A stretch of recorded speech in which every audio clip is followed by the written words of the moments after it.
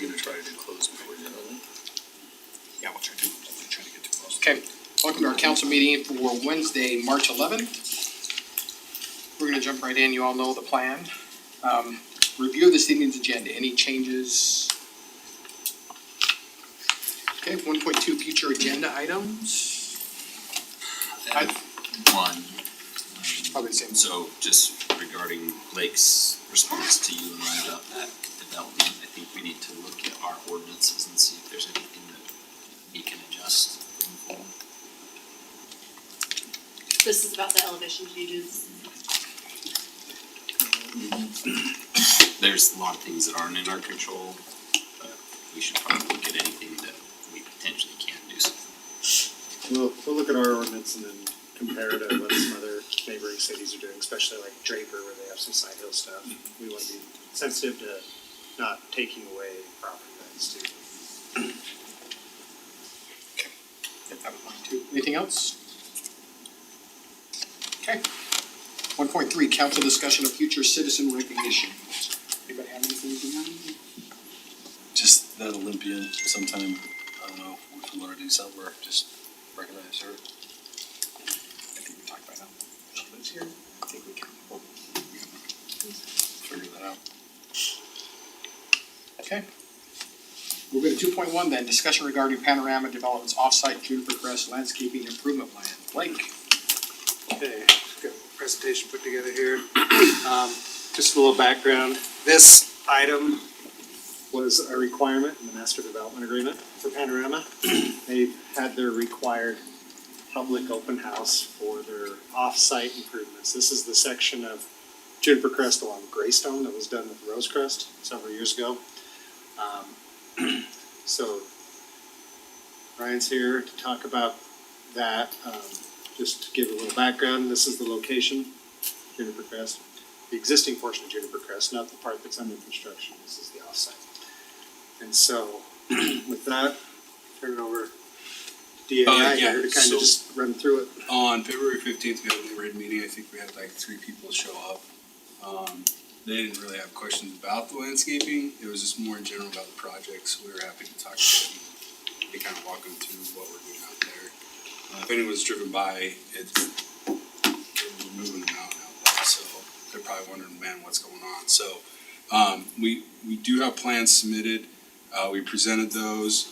I do believe there was one comment that came through via email with just a suggestion.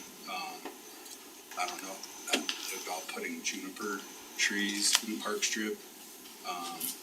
Other than that, I think that's the only recommendation that we got.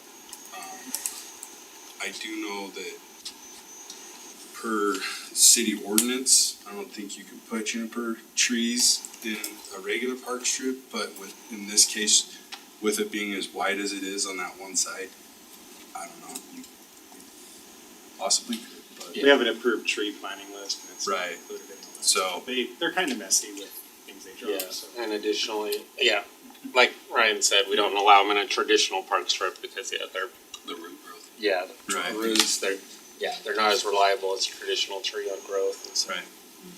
So we're ready, we're chomping at the bit to get this in as soon as we possibly can, so that's why we're here tonight, just to comply with the MDA, and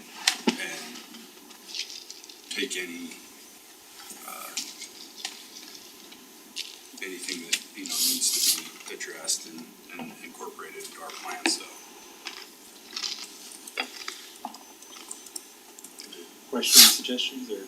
Does this landscaping look and feel similar to the stuff farther west or down the road? So, it's actually, most of the stuff on Juniper Crest, was built pre-drought, and so you see a lot of grass in that. Yeah, they started to pull some rock. Yeah, this is, this side of the park strip is gonna be mainly just cobble with trees, with drip system.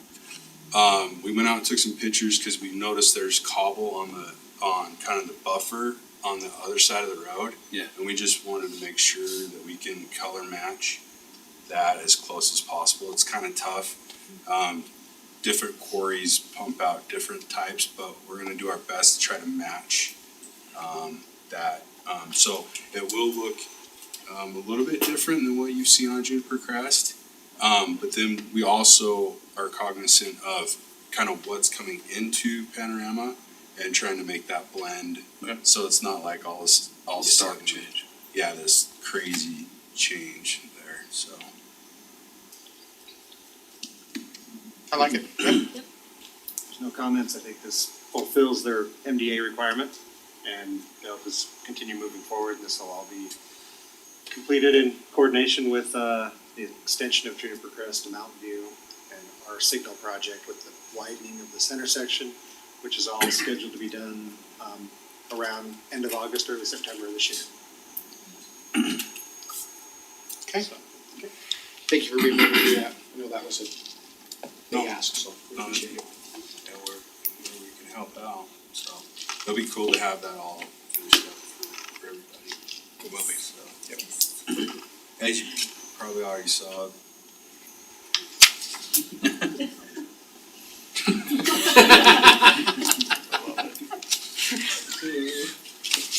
I love it. Trails are. Yeah, the trail's already there. Oh, really? Yeah, if you go out there, there's already. Yeah, they paved the trail. I think in the staff report, one thing to point out is when this road is done, the sidewalks will be continuous from Mountain View all the way down into Rosecrest and get anyone in the city on the sidewalk. So- Once Laguna Point also, Yeah, there's that. because that part has a little bit of a gap. Across the street. Okay, appreciate it, Brian, thank you. Love it. Okay. Okay, item 2.2, discussion of department requested fiscal year 2027 and 2028 budgets for parks, cemetery, recreation, and events. Kyle?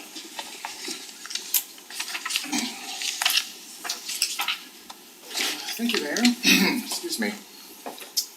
So tonight, we're discussing Parks and Cemetery and the events departments, including Black Ridge and Ice Ribbon. We should have Anthony, our Deputy Director of Parks, Cemetery and Events online, and then also Lauren, our Events Manager, hopefully to answer some questions you might have as we go through this. So first, I just wanted to go through an overview of where we've been and what we still have left to do on the budget. So as you know, we've gone through a number of the departments.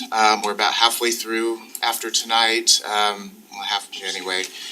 And then we'll have some of the more complex departments, unfortunately, moving towards the end before the budget will need to be adopted. So we do have public safety next council meeting, a discussion on capital projects April 8th, and then assuming that second meeting in April is canceled, that does push, the May meeting gets canceled. Pushes the April meeting. April. I was right in the first place.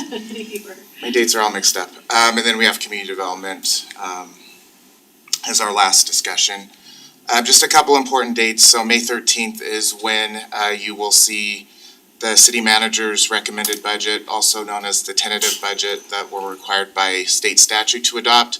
That doesn't mean you as a council have to agree with the document at all, if you still have disagreements with it, but we do have to have a document adopted, and that acts as giving notice to the public. This is what the city's intentions are. And then on June 10th is when the budget would need to be adopted if there's a tax increase. And then also at that time, we will need to either adopt a property tax rate or declare an intention to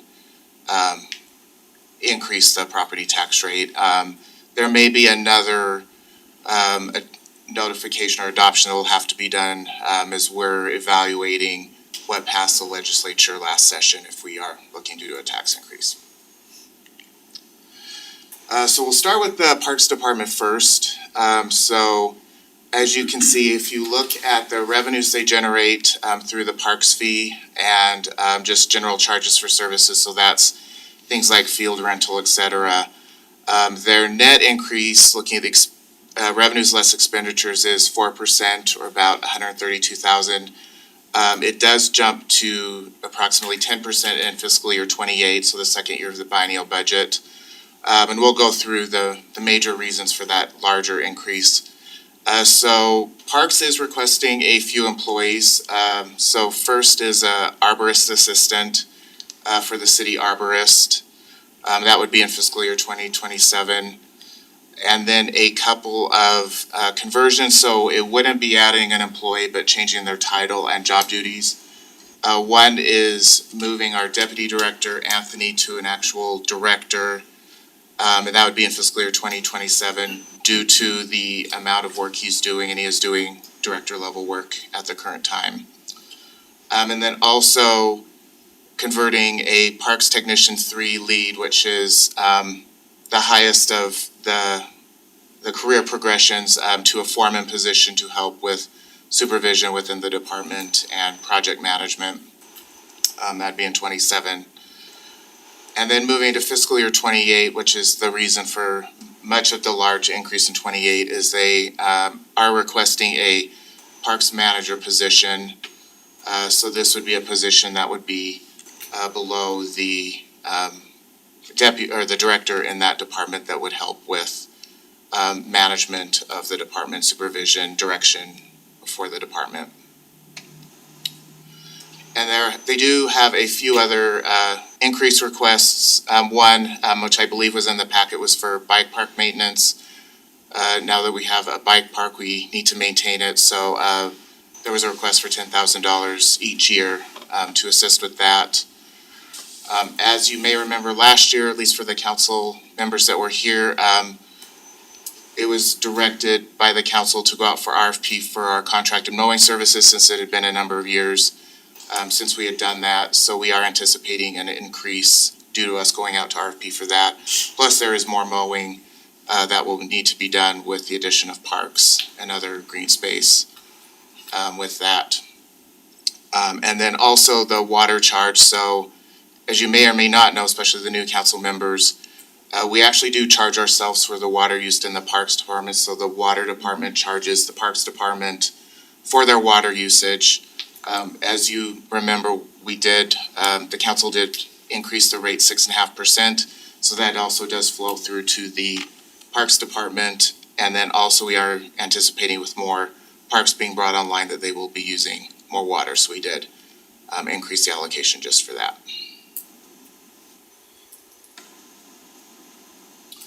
And with that, we will move to cemetery. This one, as you can see, it does show on the expenditures that increase of 12% or $11,450, and then a small 3%, $3,380 in fiscal year 28. The cemetery department doesn't actually have any employees. As parks employees work in the cemetery, they charge their time to the cemetery department. And we make allocations in finance. We make budget estimates, and finance is part of the budget to try to determine where to put the budget. So that large increase, that 13%, really is us looking at historical trends on how much has been worked in the cemetery, making an estimate. So really that cost is shared between parks and cemetery, and we actually only charge actual costs as work is done in the cemetery, such as they're doing maintenance, grave work and so forth. On the operating side, they did have a couple increase requests. One was for skid steer maintenance of $3,000. Of note, sanitation is anticipated to go up $750, which is a 33% increase. We have told the Parks Department that they are not required to use Wasatch Front waste, and it would be in their best interest to look at other refuse options. But we aren't bound to Wasatch Front waste for these services. And then similar to the Parks Department, because we did pass a water rate increase, cemetery will have a water rate increase too on the water they're using for the cemetery. And you can see in 28, their overall expenditures their operating expenditures decrease because that skid steer maintenance is a one-time cost in 27. Not huge amounts, but when the cemetery budget's so small, they make the percentages look larger than because of that. Next, we're moving to events. So first thing to note is, as you know, the events department does receive both sponsorships, and then they do charge for some of their events. So every year we do an evaluation on how much they expect to receive. And then of note, so in their fiscal year 27 base budget, that actually was their budget developed 2 years ago with the biennial budget, so that hasn't changed. And as you may know, the events department really has tried to get as many sponsorships as possible to lessen the burden to the general fund on the events. But overall, their increased request, netting the revenue and expenditures together, is about 9% in 2027, and then 6.5% in 2028. And we'll go into some of these, the larger ones, in a little bit more detail. But just to give you an overview of some major requests they had, one was for overtime, which we'll go into in more detail. Fort Harriman days, so town days of 9,400, which is about 7% increase. Holiday decorations of 9,700, which is a 140% increase. Some increased costs with the rodeo, and we will go into that into more detail also, but I did also put in your packet a line item detail of all of the costs associated with the rodeo. And then repair and maintenance equipment, and that is largely due to the sound equipment that's used by Friends of Harriman, is the bulk of that increased request. So moving on to the rodeo, and once again, the 27 base budget numbers, those were developed 2 years ago as we started to go down this path of trying to split out these events and try to separate the costs more, which hadn't been necessarily done in a holistic fashion in the past. So it's one thing to keep in mind as we look at these numbers. So one, on the rodeo revenue, events feels that we've maximized what we can at the current rates for revenue. So it is left at approximately what we received last year, which was $165,000. And that does include the third day rodeo, so that is included in that 165 number. It looks like we were overestimating when we did our initial projections 2 years ago, when the rate last time the rate was changed. I don't necessarily have a good. We didn't account for the discounted, people buying Yeah. discounted tickets early. is That what I makes think sense. That is. And then moving on to operating costs, as you can see, there is a 29% increase request on that. Outside of an increased cost for audiovisual, I wasn't necessarily able to see like a large increase in any one particular area on that. But as you can see right now, under the proposal in 27, the rodeo would be subsidized approximately 43,400 for 27, and then that does increase to 54,730 in 28. And then just as of a note down there, right now this does not include any personnel costs. With our new systems, hopefully moving forward, we'll actually be able to capture those costs better. But for right now, these budgets don't include any personnel costs. This is strictly operating costs. And then to go a little bit detail on overtime, as you can see, the largest bulk of overtime is HPD security. However, we are only projecting a 1% increase, and we do factor in an anticipated salary and step increases for police when events budgets that number. And then as you can see, a few of the other events, and these do go from largest amounts to smallest. So Town Days is the second largest, which would make sense given the size and complexity of that event. 23% increase, rodeo increase of about 11,000. And then some of the smaller events, as you can see in the second and third lines, such as the Yeti for the employee that goes out to those events. Okay, the Yeti itself goes out to the events. is Wow. employed. I Which is know. why we can say. I messed up on that one. I didn't catch anything. As you can see, and then there's a few that they didn't have budgeted in the past, such as the fishing event. That wasn't necessarily segregated out in overtime, but it was, this time. Looking at a few of the major events, so Fort Harriman Days, so on Fort Harriman Days in particular, because we do separate their revenues out, I looked at the revenue increase that's anticipated based off of what we received last year and the additional sponsorships that Events has been able to get. The actual net cost is going down, actually 12% or 11,000. The last two, just based on the way we're currently accounting for them, which will change with the new system, I didn't have those sponsorship costs completely separated out. So the 6% increase and then the 21% increase for Harriman Howell is just strictly operating costs, so it doesn't factor in revenues and booth rentals and sponsorships on those. And this looked great on my screen. It's a little small on the big screen.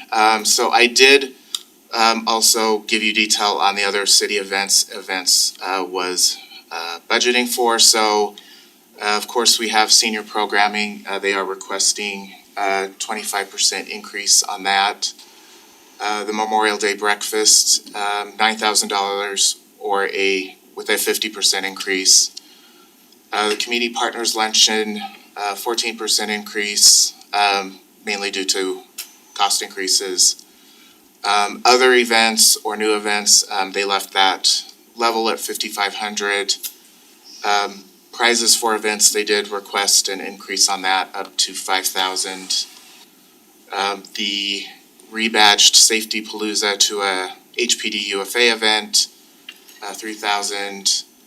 And then you can see a few of the smaller ones that they didn't request increases on, such as the farmer's market, fishing event, Yeti in the Park. And then you see Yeti Hunt, $2,500, and then Reese Cross America at $1,500. So with that, next we're moving to Black Ridge. So 2 years ago was the first time we actually split Black Ridge out into its own area and started tracking the costs separately. The events manager and I at that time did our best to come up with a projection.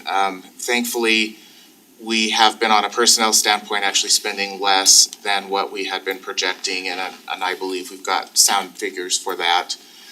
So as you can see, this budget's requesting about a $10,000 decrease in personnel. And then also a decrease in their operating costs. With a small increase in personnel in 28, anticipating that the city will be doing a COLA increase. And then moving to the ice ribbons, so we went through the same exercise as we did with Black Ridge. Unfortunately, there were a few areas, especially in the personnel, that we did not budget for or did not account for. So one thing is we do have ice ribbon employees that work during a city holiday. Our city policy actually requires us to pay them overtime for those days. That wasn't accounted for in the original budget. And then also the year before when we made the budget, we didn't have any dedicated regular full-time parks employees doing maintenance work, or at least they weren't charging it to the ice ribbon. Accounting for that cost, of course, they're making a higher hourly rate, plus we are paying benefits to those employees. So those are the two main reasons the personnel number is jumping approximately 43%. And then on the operating side, there was a request to replace the walkers in fiscal year 2027, similar to what they have done with the skates in the past. And then one thing that was missed with the original budget was credit card processing fees. For ticket revenue, $12,600 for 27. And then that very last line in green, that shows how much we are collecting in ticket sales over expenditures. So for 27, the estimate's $105,400, and then In 28, it's 106,500, mainly because those walkers were a one-time item. And then just as a reminder, we do, at the end of the year, transfer any excess of revenues over expenditures into capital projects, and they have a dedicated reserve fund for any future larger capital replacement needs. And while not a discussion for tonight, because we do have a CIP coming up, where there's a lot of items on the CIP list, I did at least want to bring your attention to items that were being requested by Parks, Cemetery, and Events for the budget. So, and we'll just kind of quickly go through some of these. So of course, the largest is a splash pad replacement. I believe it's the Rose Crest one, if I remember correctly, at 500,000. This was requested 2 years ago, but due to funding, it was pushed out. And then, of course, there's a couple amenity replacements, and one, from a finance perspective, one exciting request is an amenity replacement fund. So this would be a yearly amount we would set aside to replace amenities in parks or other types of parks items like this that would be used. There's not these large shocks to the budget with these requests. We would have the funds already set aside. There are some vehicle replacements that are being requested, and then a vehicle for the new parks manager position if that's approved. And then as you can see, mower replacements. There was also a request for a large Christmas tree for Crane Plaza. Tennis court resurfacing, equipment trailer. Parks has been approached by a sponsor that would pay over 3 years for a golf cart. So over 3 years, after 3 years, it would be the city's golf cart, and it would not cost the city anything other than we would have to, of course, brand the golf cart. And then float rebuild is being requested in fiscal year 28. So that's about 1.5 million in projects. And then just as of note, this doesn't include any impact fee eligible projects that would be using park impact fee funds. So questions about the float, save them for later? Yeah, well, just tell me like how often you rebuild a float and what's involved and what we use it for. So we haven't rebuilt the float in the last 2 years. It used to be every year because we used to participate in Days of 47 years ago. And they have very strict rules about theming and what it could look like, what it has to have. So we dropped Days of 47 so we could keep some of our floats consistent over the years and just pick off different things and try to keep it similar so we weren't spending so much money. So Lauren hasn't done anything for the last 2 years. This year will be a Utah 250 float and then a complete refresh for next year, so. It's helpful. And it's used in other city parades. I think this year we'll have it at the rodeo. And that's, yeah, It used to be the royalty, we used to put royalty on it. yeah, oh, that's, Now we don't have royalty. What if we put the We're thinking council about on? Teddy and the you Yeti. could put the council on instead of we the do Teddy wagon. and the I don't Yeti. know, I'm kinda. Well, the wagon's fun, Wagons. yeah, the wagon's always classic. So the float this year is Utah 250 with the rodeo, I believe, is that correct, Lauren? I'll look up at the heavens. Well, we- Yes. Yes, we're that's just gonna- correct. She's probably on mute. Teddy and the Yeti on the float. Yeah, we could do something. Okay. Okay. Do you have any other questions on the float? Can we just get some hoses and squirt guns and we'll go to Rosecrest Park every $500,000? Probably hire some employees. Some temp seasonals. These will all get put in our matrix and figure out that stuff. Yeah, the reality is we're not gonna be able to do all of these.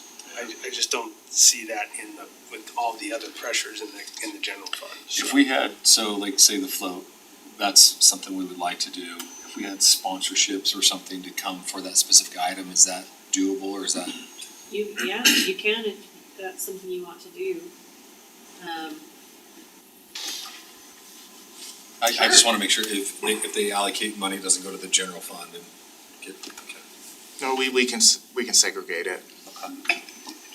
especially with our new system. I'm guessing the Christmas tree is a really tall, cool LED Christmas tree, kind of Yeah. a focal point, It's kind of a only thing. 40 feet. That's still, I say only Oh, because that's- Murray's is 70 feet. Well, if we can't have one bigger than Murray. I have then seen it's Murray's. impressive, It's but whatever. impressive, right? Their whole plaza. so cool. They have But it is a electric utilities, so they programmable- have the ability to go a lot higher. Yeah, cause they have baskets and everything, cranes. I think I mean I love the idea to have a focal point there at the plaza. I would love to look at the sponsorship idea if it's LED. Like if we throw somebody's name up there for a quick second and offset some cost, I'm sorry about Anything can be bought. Like anything can be bought, but like it's like if it's truly, a completely customizable LED, then, I think we need to explore those avenues, and if that allows us to do I'm not sure if the something- 45,000 is completely customizable LED. I think it's LED. Just LED. Just that can be LED, programmed. okay. And you can program It it has to like flash, 10 but I don't think you 10 can, settings or something. not at that price. Not at that price. If we put a 1 in front of it, I think we could. Well, if somebody's gonna spend, if we can collect 200 grand in But our advertising, trees- then yes, I'm in it, I'm You in can put a for it. sign next to the. But a tree skirt or Sure. something that was embroidered, yeah. I mean, there's things you could do with that. I'm trying to remember when we looked at those. I think this is just one that you can have the lights Okay. do things, but I don't think What you You can actually paint like a video kind of a thing. there are some that will do that. Okay. Yeah, I think Nathan's right, if you put another one in front of that. I like the golf cart idea. I mean, especially for equipment at Butterfield. No. No? What's the idea? That's a Yeti golf cart Oh, for Yeti. events Okay. only. Okay. The sponsorship is through Rocky Mountain Tower. Okay, yeah. And it would be an electric golf cart used specifically Cool. for For events and Yeti. parades, not Okay. for Not for other employees. departments. Not for Teddy. Hey, I Teddy gave mine can use away. it. I gave mine away. Some of our public works departments. These all come back, right, in the CIP discussion? Yeah. This will have to come back. That's why I say we just wanted you to see it because it's a big number. And we'll likely be pushing some of it out. Yeah. And I do want to echo what Kyle said, the events department is doing a tremendous job. And the amount of sponsorships that they've gotten and the amount that the rodeo generates, although we're not quite there, the only way we're gonna get there is with more seats. Seats, And I honestly think that's the only way we get there. And we have to be really careful about that because of parking, and so. Anyway, I think our events department has done a tremendous job, so kudos to Lauren and to you.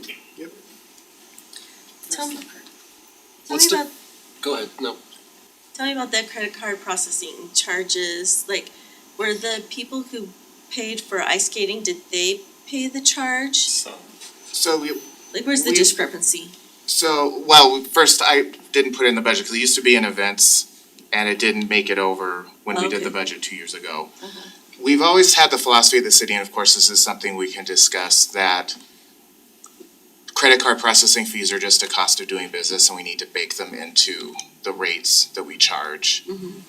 That's kind of my personal feeling on it. Other cities have other opinions that they would rather charge a surcharge for it. We also liked having an even number, cause it actually makes it easier for event staff, if they were to take cash, then they're not having to also take change. We do have a few, not a ton of cash people, most people pay by credit card, but that's been the philosophy. But it was literally, I did not put it in the initial budget 2 years ago.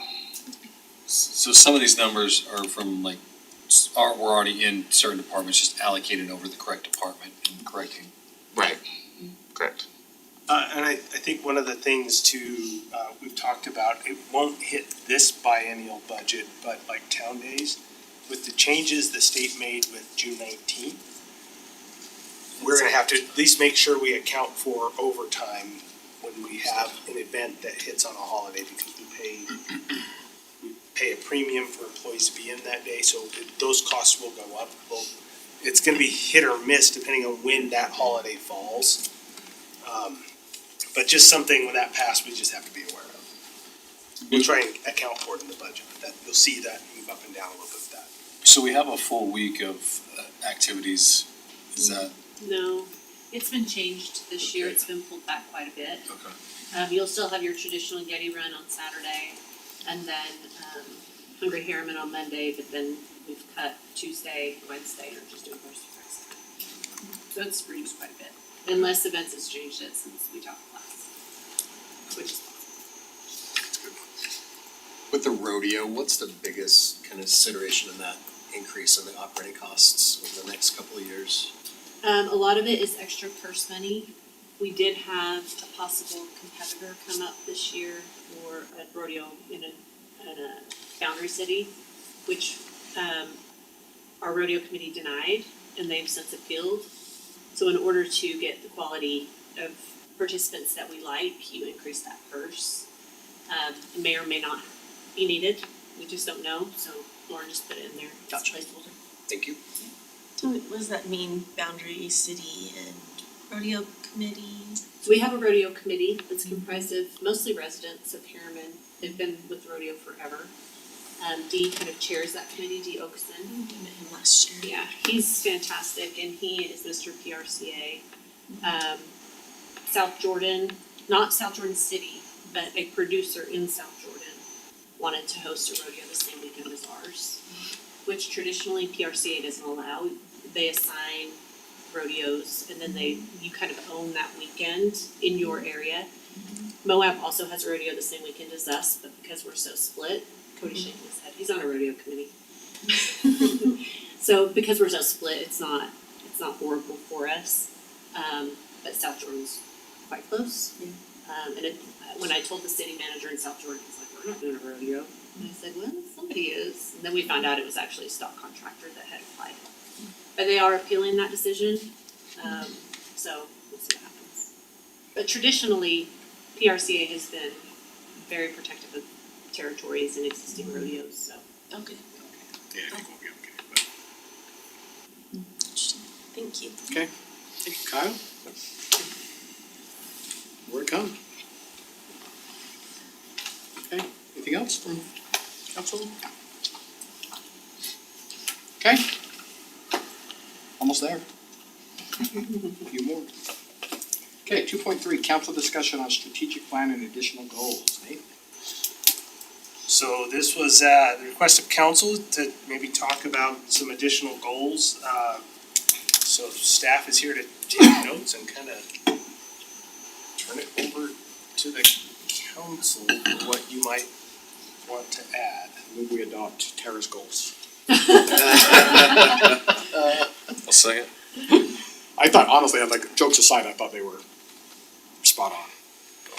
So the things I had written down were things that were gathered from the conversations that we've all had, and so things that people brought up that were important to them. I think as was discussed before, like it's maybe picking like a few highlights that the council would be able to like have the strengths or like the positioning to be able to emphasize during the year.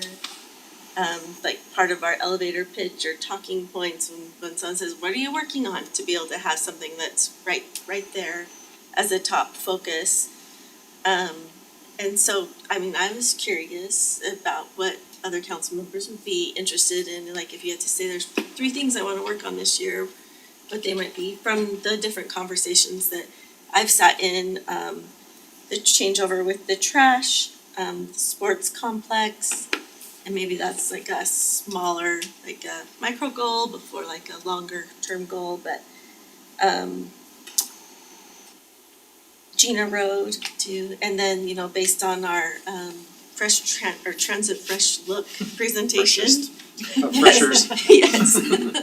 Like what, like maybe just thinking about like what would be a next step with that, and so instead of saying like it's impossible, it will never happen, like, well, what's something that could happen and what would we do to make it happen? So also like I'm interested in the affordable housing, like the CRA money, and like seeing if there's options to explore with that, using it. I know I've heard from staff that it's been difficult to use, so but I'd be curious about that. So those are things, some things I've written down from our past conversations. And the Danzy home. The I liked your Danzy Danzy home. but I think that's, cause that's a big lift. Well, you know, I didn't really know it was there or anything. I don't drive by that area of the city that often, but we drove by when we were out delivering Thanksgiving food, fire stations. I did talk to someone at Arts and Museums and they said Murray recently did something with a home Mansion. like that. They said it was a very big lift, so whether we do something or not, maybe talking a little bit about what could some of the options be. When I look what happened when we all rallied together around the trash, like, look, we got it, I mean, it was a big deal to get that through, right? From talking to partners to legislators to, so I think that's why I love this, if we rally around certain things. So I'm good with these goals, is that too many, Nathan, is this, it's all Well, kind I of. think what we do is we try and incorporate in, like Gina Road is in process, and that should be, so what we may do is propose some language around these and bring it back to you, and you guys can say, yeah, that's what we're thinking, or no, you missed it, do this instead. That, cause just the name, I think we added the athletic complex already, but we could, maybe flesh out what we think. So we use a tactical plan to say what we're gonna try and do right now, but maybe we can flesh it out, so what role council can play, if that's what I'm hearing is Yeah. how, where we might, plug you into that. When Tara said it's talking points, right, like Jared always says with the soccer, the athletic complex. Like, if you talk about it, enough people hear about it and get involved, I think that's, if we're all The right talking about people these. Talking about, right, things in the right places. Yep. So if we all talking about these 7 or 8 points, and again, I know Gina's on there, but I think making sure if that's a goal, it keeps us focused on that, right? We talk about that and sticking to what we've said is, I mean, I know Gina's happening, right? So, but let's just make sure as we move through the CIP budget, it doesn't drop off. Yeah. Well, I look at some of the ones you've listed here, and, Gina Road's a very specific project, right? We can work through that, claim a victory quickly. The Wasatch Front Waste and Recycling is a big lift in that change, but also has kind of a discrete timeline set by others that we'll hit. Sports complex starts to move out to be, this is a great idea, it's a huge lift to get the funding, so the deadline's not there. I'd say Danzy is maybe a little bit more discreet that we can talk about. There's some parameters, whereas affordable housing and transit, those are like big goals, and so what we may want to do is try and narrow what do we want to do year 1 through 3? Like what do we think we can accomplish in the near term versus that. So that's, I think, that staff will maybe put some stuff together and just bring you back put them kind of in a similar format to what we've been using and see if you like those. And then we can just amend it and put it in there. I think some of those, especially on those big ones, the council needs to take part in their own committees and what we're already assigned to, and educate ourselves and learn and talk to those individuals that know more about this, like our reps and senators, and see where we can fit in that keyhole to bring information back. Some of those are, like I said, they're bigger than, what we need to find is what role can the city play and then what can the council. Whereas, look at the athletic complex, that's big, but it's also kind of it's more akin to what we normally do. Harriman City itself will never solve the transit problem. Right?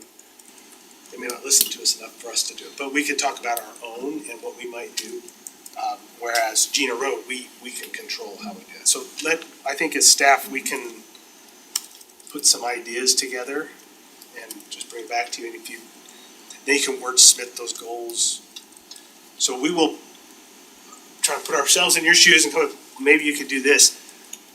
But I just ask when we bring it, talk about it, don't say, that's great, because then I'll feel bad that I didn't put more effort into it, because I'll read it the next day and think, oh, I should have done this instead, so. I think a focus on like what role the council can play would be really helpful. Like let's take an active part in these things and then, I think maybe some of these things, it might just be awareness and education to start out with these big projects. Like maybe it's a regular report on, from UTA on how much the bus is being utilized. Like, I mean, I'd love to hear more from UTA about what's happening with the bus. Because I think achievable baby step would be bus route down Mountain View corridor into Utah County. I think that can happen like in the nearer future than 30 years. And so but it will start out with like being able to measure how much the bus is being used on the current route that we have. And so, like, we're not gonna build rail on Bangor next year, that's fine, but there's probably other things that can happen that would be valuable for our residents in the meantime. And then the affordable housing money, like, maybe it's just like, let's explore some options, which I know has been done before, but maybe if there's an interest in it, and just knowing that the state is interested in those pots of money too, and if we don't use it, something might happen to them. So, like, I'm interested in like seeing like what are some creative ways that other cities have used that money, and what could we maybe do to be able to make it more appealing for people to come in and use it. So, but it's great that the trash changeover is like well on its way, and sports complex, I don't really have any history with or anything, but like there's like a plan for that, right, that's occurring right now. And then, so maybe some of them are exploratory steps and some of them are, and maybe not all of them rise to top 6 is kind of a lot. But maybe if they're broken down into like ones that are, like you said, city can control, ones that are out of our control but maybe we can influence, and ones that are like at the very beginning and we're just exploring steps, that might make it seem more manageable too. So, I like it. some thoughts. I like it. Was there anything that we've talked about a lot in the last year, couple of years, that you think would be interesting to add to the list?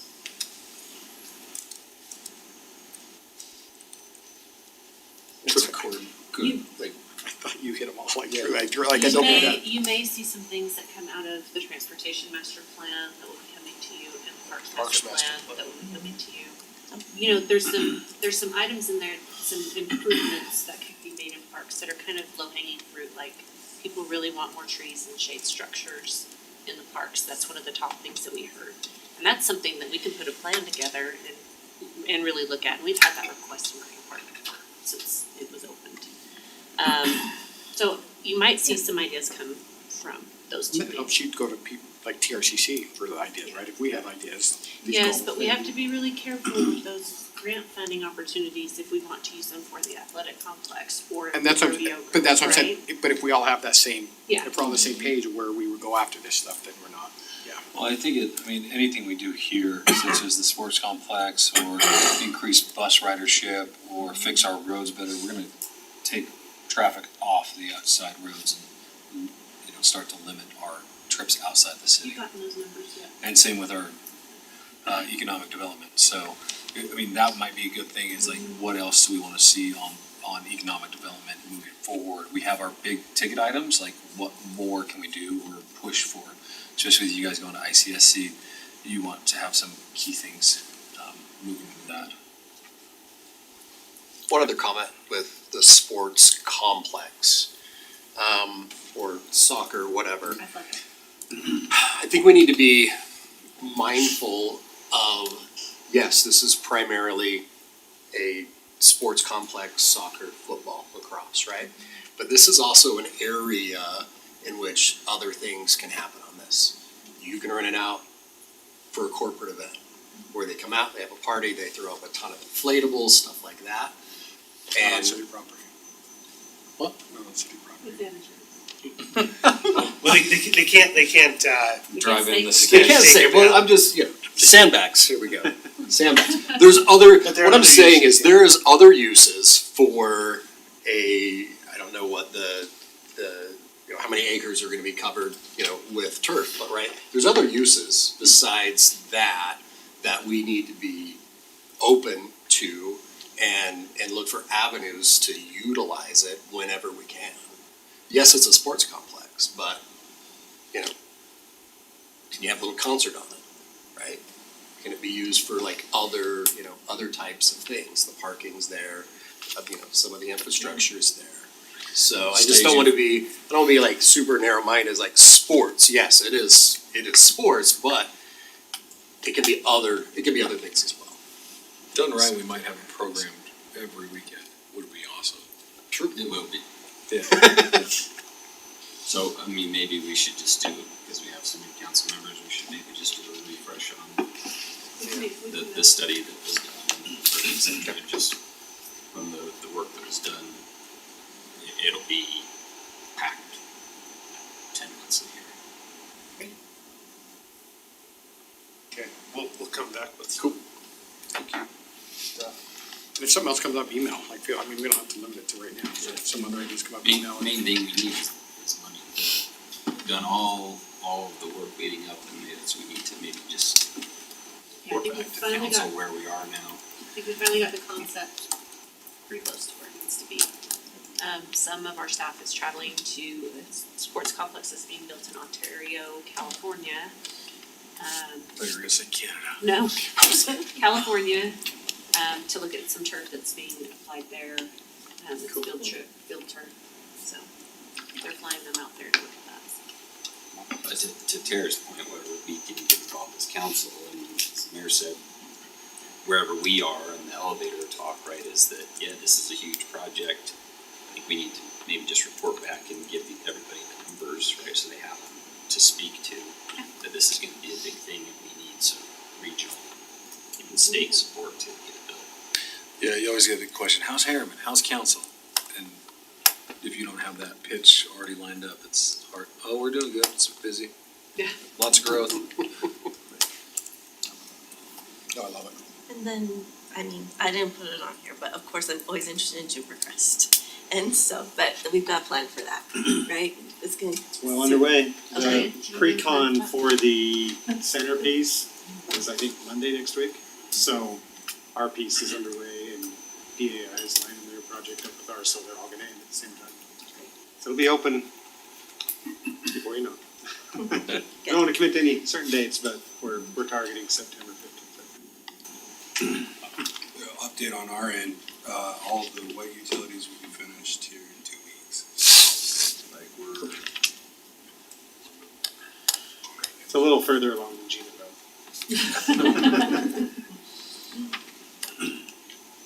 But we finally got all the property appraisals done, right? Yeah, we've got the On evaluations back, so we're reviewing those, so we're pretty close. I know the question keeps getting it, when are the offers gonna come out? So we just got those back from our right-of-way agent, so we just gotta review those, and if they're all good, then shortly after, the offers will go out. 30 days? Shortly after. I just have a constituent that's gonna ask me. That maybe sat in this seat. Getting closer. Okay, love it. Thank you, braces Karen, for driving it. Yeah, I think I've spoken to that one. Okay, we'll move to 2.4 then, let's do solid waste service update. Nate? So our HB 429 passed, so that bill is out. We've had several conversations with Wasatch Front Waste and Recycling. I think right now, our understanding is we're still gonna just negotiate our way out and not have to use the bill as it's written. I was thinking actually a value might be if there are certain things, if council wants to appoint, I know Councilor Henderson's on their board and has been kind of leading, if council wants to appoint another one to help him or have staff go and do this. But that really where we're at right now is determining what that exit looks like. We have met with Waste Management and start talking about what their transition period looks like. And there's really the two processes are linked and overlap a bit, so we'll be working through that. Either of you have other things you wanna add to it? I just think right now through that negotiation piece, when we're talking about equipment, garbage cans and those kinds of things, Todd's very important in those negotiations, in my opinion. And then after that, we kind of have this transition phase where it's more of the operations going forward, the logistics is the switch over. So we've kind of put together a team for that as well, so.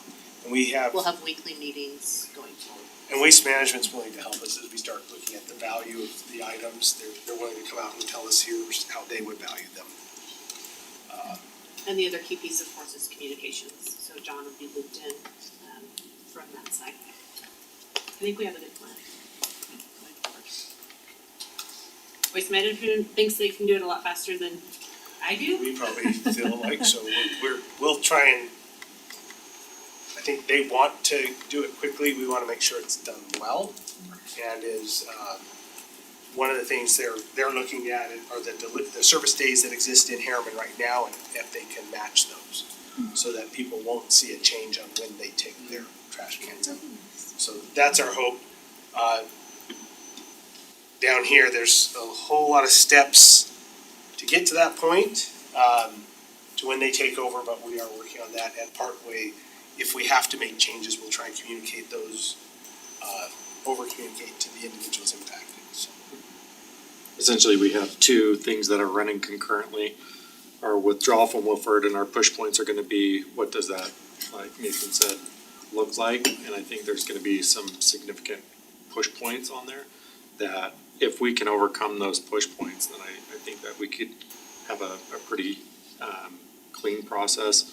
And then Wilford is just a ramp up, and they're kind of interdependent on what the withdrawal looks like and when we can acquire the assets, and so that way they can start relabeling their trash cans, in trucks and things like that, so. Staffing, Is there any time estimate? Did I miss it? Like summer, fall, like later? Fall, Fall. Okay. fallish. They said summer, we think fall. Fall at the earliest. It really depends on the exit, how long that process takes.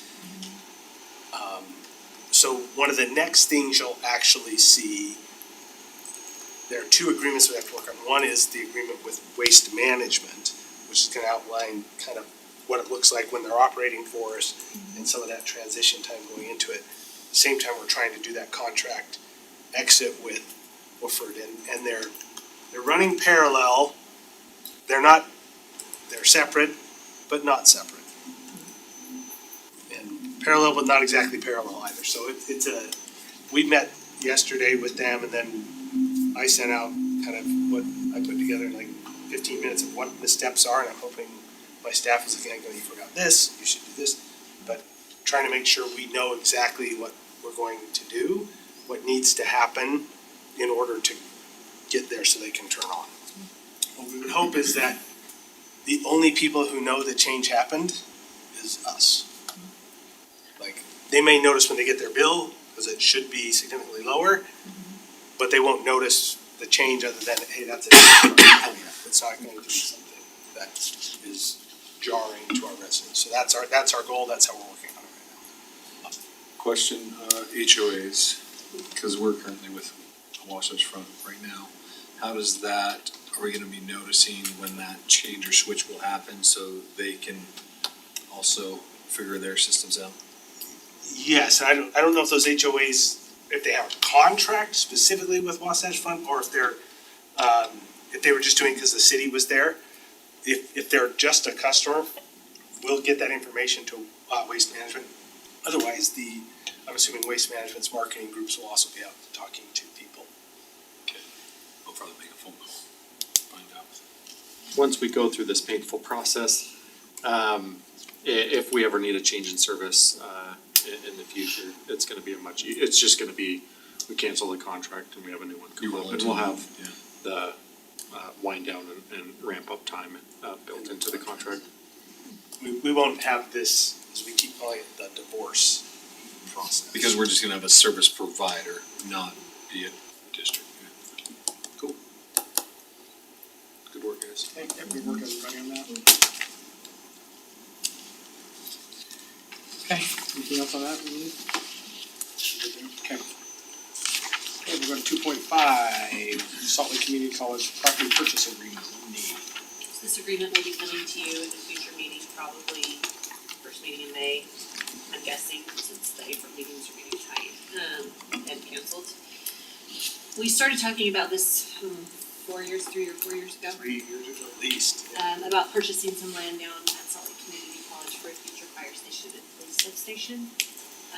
We finally have gotten the appraisal and it has come in higher than budgeted, of course, at this point. So we wanna make sure that you all are still interested in pursuing that purchase, considering the amount that land is going for, especially flat land that's adjacent to utilities. I don't think it's out of the ballpark. The appraisal came back at 1.85 million for the 2.5 acres. So that's where we're at with that property. Any questions? Kyle, do you have anything to add from a budgetary standpoint? We had a million in the budget. Yeah.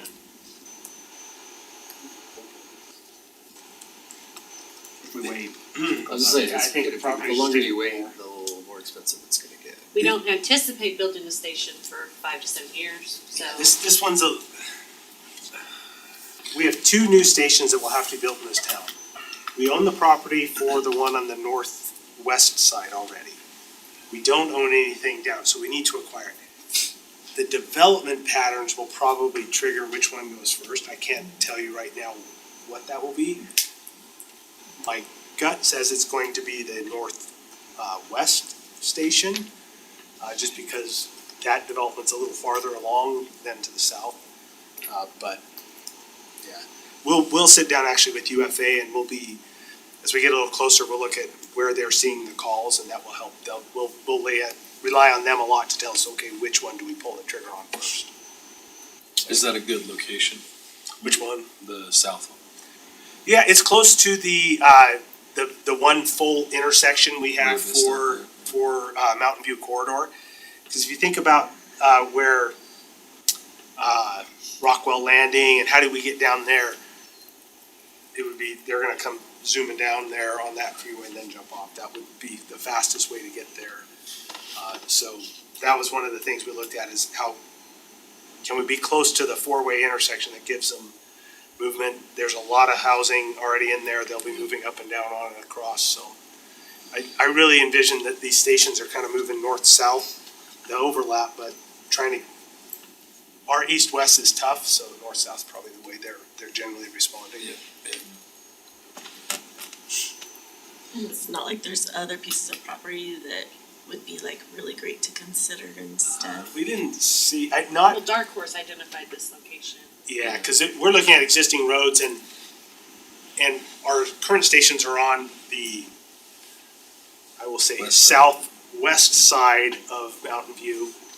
We don't have anything on that side. You never wanna be built right on your border, so where they're at right there, I think works pretty well for us.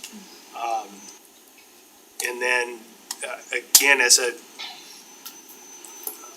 just as that growth comes on, it'll push us. In 40 years, will they need another station? They might. My hope is that we position them pretty well, that you can cover it with these 4. Will this be an awesome one with a big huge ladder truck for our high rises? This will be what we need. TBD. How's that? I just wanna ride the ladder truck. I wanna drive the back end of it. You wanna try it too? With Yeti. Yeah, with the Yeti. So that agreement will be coming to you at a future meeting. So we gotta work on some legal descriptions and Bless you. those kind of things, so. Awesome. And the new fire station that's getting built right now it's looking great. It's I should awesome. say. It's I get questions every week. What are you building? Fire station. gonna be great. Exciting. Okay, thank you, Wendy. 2.6, legislative update. Do you have anything? We survived. It was a weird legislative session. The process was weird, the number of bills was higher than normal, but the amount of bills that were passed were less. I'll highlight a few. One that affects the council is HB 33 regarding political signs. Is that there's a new regulations on, you have to clearly identify who has paid for that advertisement. There's criminal penalties for removing or defacing a sign. After an election, you have to remove the sign within 14 days. And for municipalities, we have to have a designated location for where these signs, if they're gathered, can be put. It's called the trash can. HB 41. Any of my sons. We will dive more into this on a staff side, but there's updates to the construction code. And then you've heard a lot of talk with at LPC regarding the WUI, the Wired Land Urban Interface. And those will change the requirements, what the fire code requires in that mapping area. We met last week and got some clarification on that. It's going to require us to do a map update on our identified wildland urban interface area. It has to be done by January 1st, so we're anticipating getting it done this summer. So we have a map that exists, we have adopted it for a while, it's just now, once the new maps finally came out, we'll have to adjust ours. There'll be a little work where the council might adopt something that's a little different than what the map for the state says. And we've got a process to do that. Follow roads instead of follow arbitrary. No, they're not arbitrary, they're real lines on the map, but we'll follow the roads instead of those. No. HB 79 is, this is a great one, a win for us. Representative Gwen changed the law to include governmental immunity for first responders, and this was based off of a really bad Supreme Court case that did not give immunity to some first responders. HB 236, so this will affect the budgeting and the hearing. So it's gonna require preliminary statements before tax increases, what the impacts are, the tax, on the city. It talks about reserved funds and modifies the hearing language, so we can only have one on a property tax increase. We can only have that as a hearing item that night. You can't have any additional hearings. You have to have remote access, that sort of thing. So you'll see a little bit of process change. HB 425, I bring this up simply because Harriman was really interested in a very similar bill last year from Karen Peterson, where we could not collect a fee on broadband. That is no longer an issue for Harriman, but that language did get passed this year. But it also talks about imposing transportation utility fees, and that there's a new process to do that. Two more, HB 535. This is gonna change the process on how we get rid of property. There has been a lot of misunderstanding and on how municipalities get rid of property. Because the state, it's clear. For county, it's clear. For municipalities, there was no requirement on what we can do. Now this law requires that we designate what significant real property means, and that there's a process to dispose of what we classify as significant real property. Last one is SB 284. This was the land use bill. There were several land use bills. Some of them just stopped towards the end of the session. It was that was one of the strange aspects of the legislative session. But this one is more geared toward the planning commission. It allows the mayor council to remove planning commissioner if the planning commissioner's, I'll say, struggling. That's not what the ordinance says, but that's how I interpret it. You have to have in your ordinances, you have to have your ordinances on your website, the ordinance, the fee schedule, and checklist for developers to come in so they know what to expect. There's planning commission training requirements, and I think a positive change is that if the planning commission had ever decided to hold an application hostage, like a land use change, they can no longer do that. If they do not give a recommendation, it's deemed a denial, but it moves forward to the city council. Since I've been here, we haven't had this issue, but I've been in part of communities that the planning commission was holding applications hostage, so, and not allowing them to move forward. So, I have one question. Like, do we dispose of significant parcels of property very often? Like, No, not too often. A lot of times they have to do with roadways, where we acquire property and we change plans.